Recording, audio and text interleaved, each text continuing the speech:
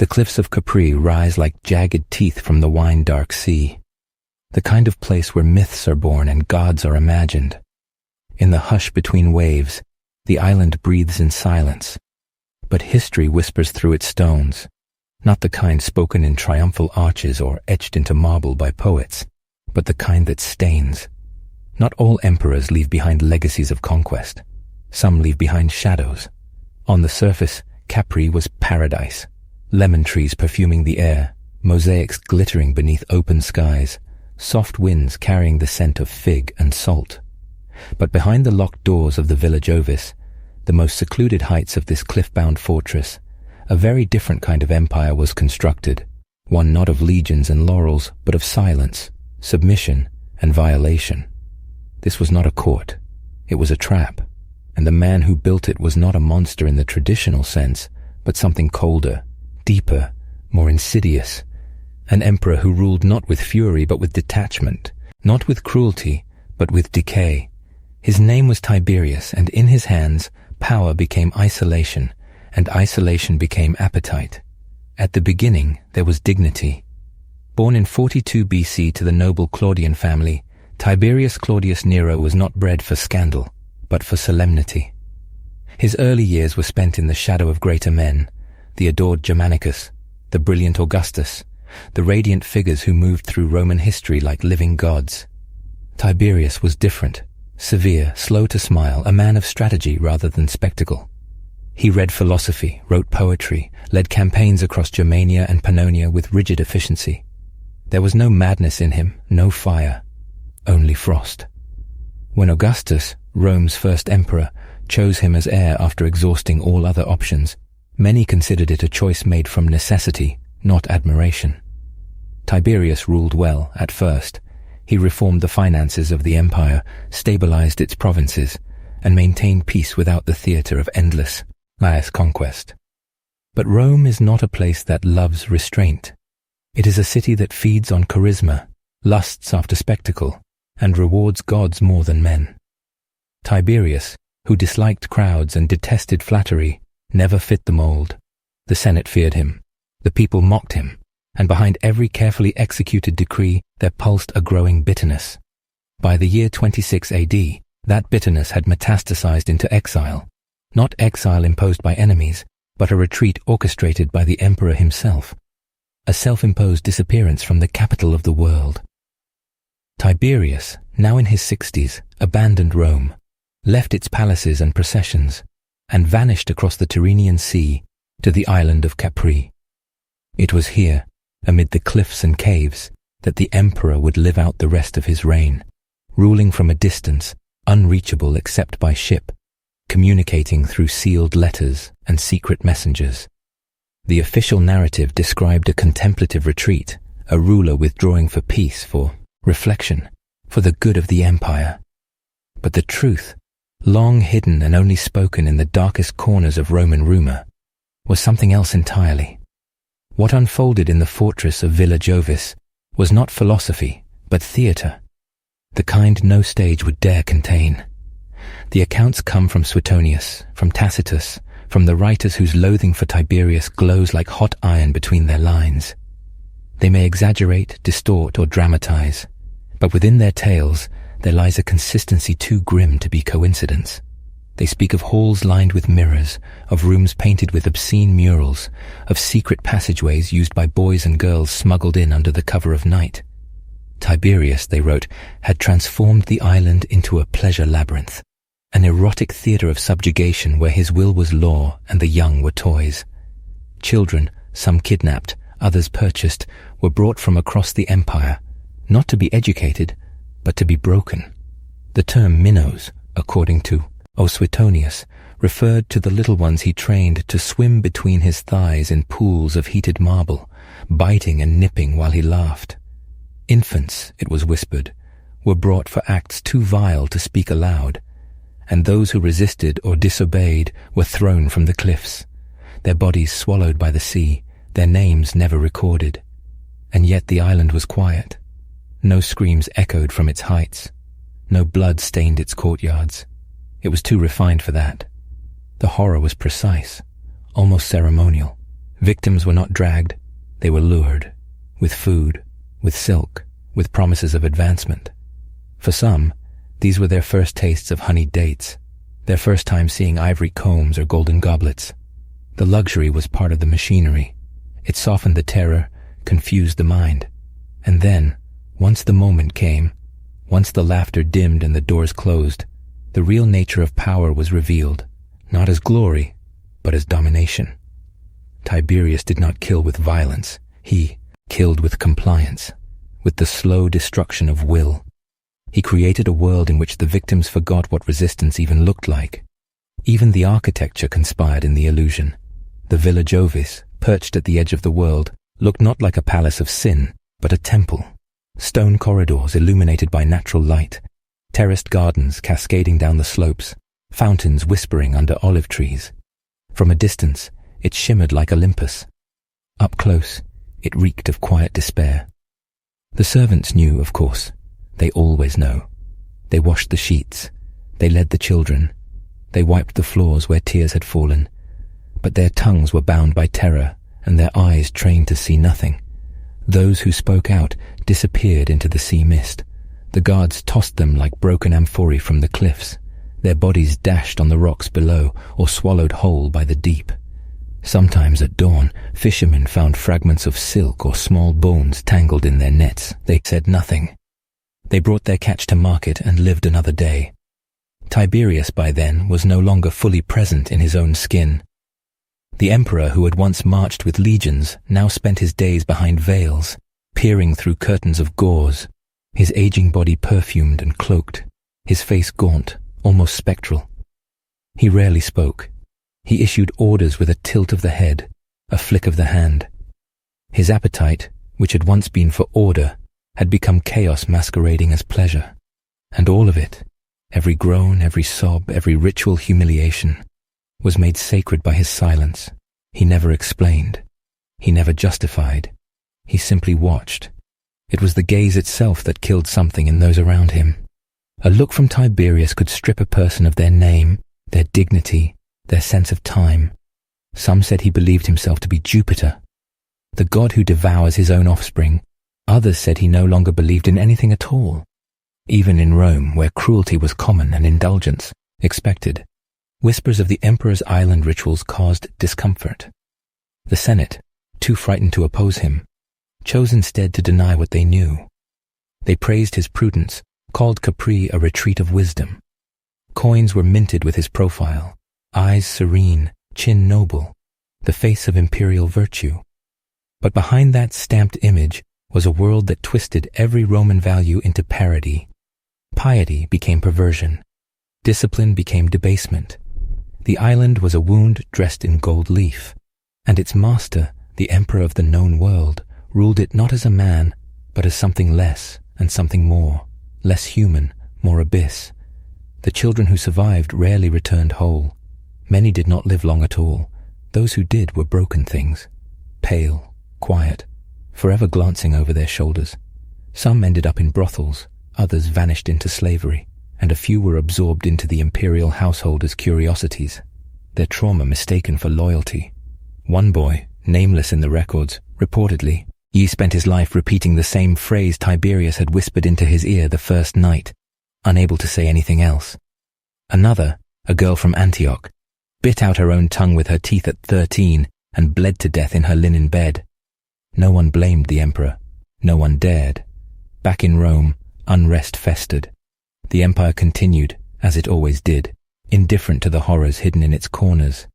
The people spoke of taxes, of grain, of war in Dacia, and unrest in the provinces. But those closest to the throne began to feel the rot seeping in from the edges. Tiberius, once hailed as a stabilizer of Rome, had become its ghost. A ruler who governed through letters and threats, while his island grew ever stranger, ever darker. In 31 AD, Sejanus, the powerful prefect who had acted as the emperor's eyes and ears in the capital, was executed for treason. Some believed he was merely the scapegoat, punished for knowing too much, for glimpsing too closely the abyss on Capri. After Sejanus, no one dared challenge the emperor's authority again. They let him sink into the sea. Tiberius died in 37 AD on the mainland, far from the cliffs that had cradled his decay. His death was not noble. Some sources claim he choked on a grape. Others say he lingered in pain, and that Caligula, his eventual successor, smothered him with a pillow when he tried to rise again. There was no mourning, only relief. The Senate rushed to erase his memory. The people celebrated in the streets, and the island of Capri was left to the goats and gulls. But the silence never left. The stones of the Villa Jovis remained, mute witnesses to years of ritualized degradation. They did not collapse. They simply watched, like their former master, waiting for the next empire to forget. The island remained, wind-scarred, sea-lashed, draped in olive and silence. Long after its master was reduced to bones, Capri, once a retreat for poets and philosophers, had become something else entirely, a place whose beauty no longer concealed wonder, but masked memory. Travelers came, centuries later, with sketchbooks and dreams, marveling at the Roman engineering, the panoramic vistas, the elegance of ruin. They stood atop the cliffs where children had once screamed and marveled at the view, never asking why the stones were so weathered, why no songbirds lingered long among the ruins. The Villa Jovis stood empty, but it did not forget. It held its secrets like a locked jaw, every shadow a shroud, every echo a groan lost to time. No plaque was ever carved for the nameless, no ceremony held for the violated. Rome had moved on, as it always did, elevating new gods, constructing new lies, drowning old sins beneath the tides of spectacle and stone. The histories, for their part, were not silent, but they were selective. Suetonius wrote with venom, Tacitus wrote with disdain, Cassius Dio wrote with resignation. Each offered glimpses, fragments, allegories of the truth. They spoke of Tiberius's moral decline, of shameful debaucheries, of hidden vices. Words heavy with implication, yet always couched in the language of rumor and contempt. What they could not fully confront was the scale. This was not a few perversions in a distant palace. This was a system, a living machine of exploitation fed by imperial power and protected by silence. It was not madness that ruled Capri. It was calculation, cold, methodical, protected by distance, insulated by fear. Tiberius did not need to shout, nor brandish whips, nor order mass executions. He simply needed to remain unreachable. The island did the rest. Those who tried to investigate, philosophers, later chroniclers, even Christian historians, often found themselves unable to finish their sentences. It was too much, too grotesque, too threatening to the image of Rome as a cradle of civilization. And so the story of Tiberius's island was allowed to settle beneath layers of imperial nostalgia and romantic ruin.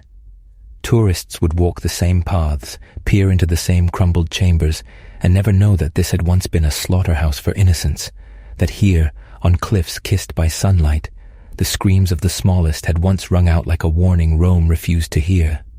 And in that refusal lies the final cruelty, not the acts themselves, but the forgetting. The systematic erasure of those children, their names, their homes, their final moments. No record exists of who they were, what languages they spoke, what dreams they carried, before the emperor's hand closed around their fate. They are not counted among the dead of wars, nor honored in mourning, nor immortalized in elegy. They were collateral in the indulgence of a god-king. And when they were gone, Rome looked away. It is tempting, from the distance of 2,000 years, to see Tiberius as aberration, a single point of darkness on the long arc of empire. But that would be a lie. He was not unique, he was merely unhidden. Other emperors destroyed cities, burned families, enslaved nations. Tiberius, in his isolation, simply revealed what unchecked power becomes when it no longer needs to pretend. When there are no witnesses, when even beauty becomes camouflage. His cruelty was not loud. It was not theatrical. It was banal, a routine, a habit, a hunger slowly fed until it defined him entirely. And so the question lingers, not why did he do it, but why was he allowed to? Why did a Senate built on laws bend its neck? Why did a people raised on stoicism accept silence? Why did a civilization that worshipped honor permit its emperor to become a parasite feasting in secret? The answer lies not in Tiberius, but in the nature of empire itself. Power breeds impunity. distance breeds denial. And when the child victims are poor, foreign, or inconvenient, memory becomes expendable. What happened on Capri was not a deviation.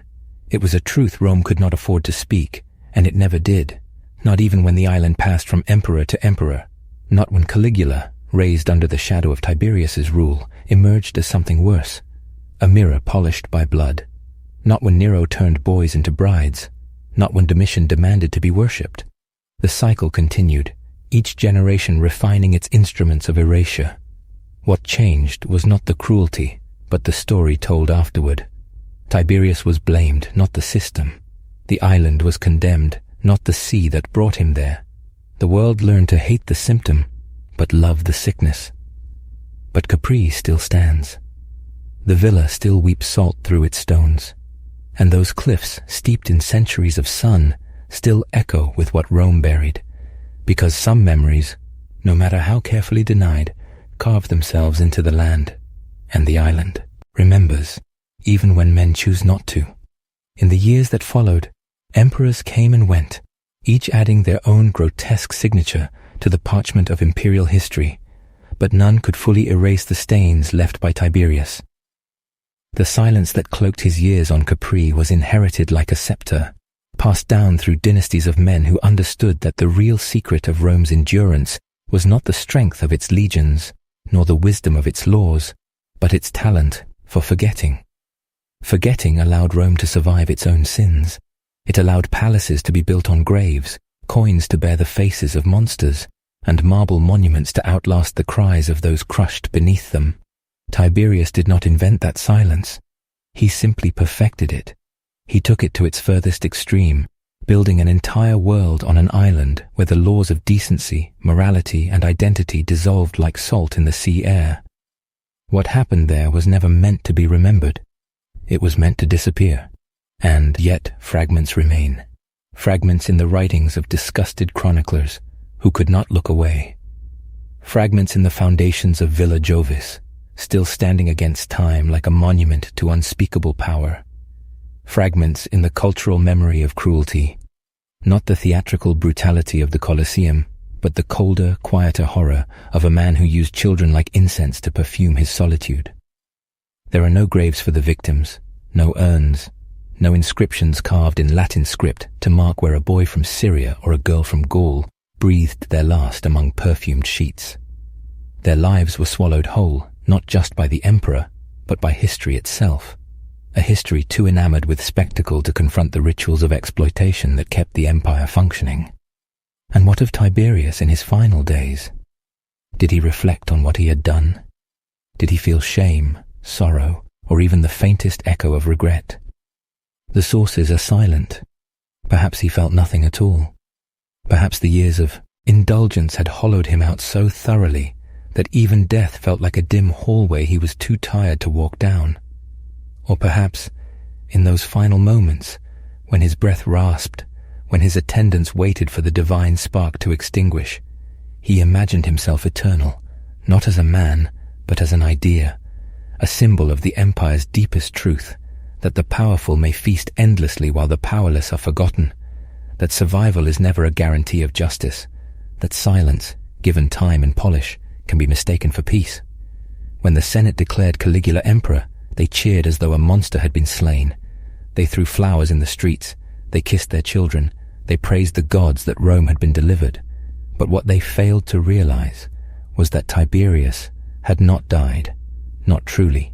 He had multiplied. The island of Capri had simply been a rehearsal. The empire itself had become the stage. And centuries later, when Rome finally crumbled, when its statues lay in shards and its temples collapsed into dust, no one remembered the names of those children. They were not spoken in elegy, not recorded in scrolls, not venerated in martyrdom. Their lives were never measured, only taken. And in that theft lies the truest measure of Tiberius's reign. Not in the legions he commanded, nor in the laws he enforced, but in the silence he sculpted, child by child, breath by breath, until even the gods turned away. The cliffs of Capri still catch the sun each morning, and the sea still kisses its shores with a lover's patience. But those who walk the ruins today, tourists with cameras, Historians with notebooks cannot see what truly happened here. They walk through bones without knowing it. They breathe in ghosts without tasting them, because the greatest cruelty of all was not the abuse itself, but how cleanly it was buried, how quickly the world agreed to look away, and in that final forgetting, Tiberius won.